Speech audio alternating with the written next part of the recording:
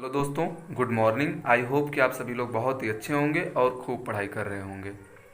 पिछले video lectures में हमने विद्युत रासायनिक सेल के कुछ टर्मिनोलॉजी के बारे में सीखा था, जिसमें लास्ट में हमने इलेक्ट्रोड पोटेंशियल, विद्युत इलेक्ट्रोड विभव या मानक इलेक्ट्रोड विभव के बारे में सीखा था, जिसमें हमने ये जाना था कि विद्युत अपघट्य और इलेक्ट्रोड के विभव दोनों का अंतर जो होता है वो इलेक्ट्रोड पोटेंशियल कहलाता है। तथा अगर वो प्रक्रिया, विद्युत रासायनिक सेल की पूरी प्रक्रिया standard temperature, pressure and concentration पर हो रही हो, मतलब कि उसकी मोललता की सांद्रता विलयन की 1 मोल हो तथा तापमान 298 केल्विन पर हो रही हो, तो तब जो अंतर आएगा तो उसको स्टैंडर्ड इलेक्ट्रोड पोटेंशियल कहेंगे। आपको ध्यान में रखने की बात यह है कि अगर ये सेल हम देखिए, फिर से हम सेल बना रहे हैं, ये सेल हमने बनाया, ठीक है, जिसमें हमने इसमें लिया था हमने कॉपर, जिंक सल्फेट, ठीक, और ये हमारा था कॉपर सल्फेट। जिंक सल्फेट में हमने जिंक की रॉड को डुबोया था, कॉपर सल्फेट में कॉपर की रॉड को डुबोया था, ठीक है। इसको एक वायर के थ्रू वोल्ट मीटर बीच में लगाकर जोड़ा था। किस लिए जोड़ा था? ताकि हम ये देख पाएँ कि इसमें ये सेल काम कर रहा है कि नहीं कर रहा है, मतलब इसमें करंट धारा प्रवाहित हो रही है कि नहीं प्रवाहित हो रही है, ठीक है। और ये था हमारा सेतु लवण, सॉल्ट ब्रिज। इसको भी हम आगे सीखेंगे कि इसका काम क्या होता है और क्यों लगाया जाता है, ठीक है। आपको ये जानना जरूरी था, आप ये जानते हैं कि जहाँ पर ऑक्सीकरण होता है उसको कहते हैं एनोड, और जहाँ पर क्या होता है, अपचयन होता है, उसको कहते हैं कैथोड। यही सीखा था। अब देखिए आगे क्या होता है।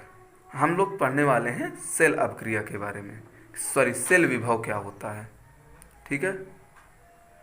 चलिए, सेल विभव कैसे जानेंगे? सेल विभव को जानने से पहले आप इतना जानते रहिए कि जो एनोड होता है, एनोड का जो विभव होगा, एनोड का विभव जो होगा वो ऋणात्मक होगा, ठीक है। क्यों ऋणात्मक होगा? देखिए, ये जिंक क्या है? एनोड है। ये इलेक्ट्रॉन, जब ये इसका जिंक जो होता है वो क्या करता है, जिंक देता है इलेक्ट्रॉन और बना लेता है प्लस प्लस, और जैसे ये जिंक बनता है, जिंक प्लस प्लस ये आ जाता है लिक्विड में, सॉल्यूशन में, और इस पर बहुत सारे इलेक्ट्रॉन जो है इकट्ठा हो जाते हैं, तो ये हो जाता है ऋणात्मक और ये हो जाता है धनात्मक। तो ये ज़्यादा हो जाता है, ये कम हो जाता है, ये ऋणात्मक, इसलिए इसका इलेक्ट्रॉन बहुत ज़्यादा है जिंक रॉड पर, इसलिए क्या, ये ऋणात्मक होता है।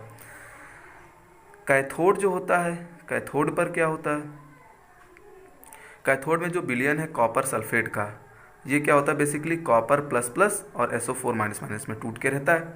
जैसे कुछ इलेक्ट्रॉन यहाँ से आते हैं तो ये क्या करता है, यहाँ पर इलेक्ट्रॉन को देखकर ये प्लस कॉपर प्लस प्लस वाला इस पर आकर इकट्ठा हो जाता है, इसलिए SO4 निगेटिव वाला यहाँ पे ज़्यादा हो जाता है, यहाँ पर पॉजिटिव वाला ज़्यादा हो जाता है, इसलिए ये इसका विभव कैसे हो जाता है, कैथोड पर हो जाता है पॉजिटिव।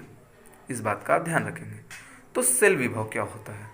तो सेल विभव क्या होता है, इसको ई सेल से रिप्रेजेंट करते हैं, ठीक है। ये क्या होता है, इलेक्ट्रोड विभव किसका, वो भी कैथोड पर जो धनात्मक है, ठीक है, ऋण इलेक्ट्रोड विभव किस पर, जो एनोड पर जो ऋणात्मक है, ठीक है।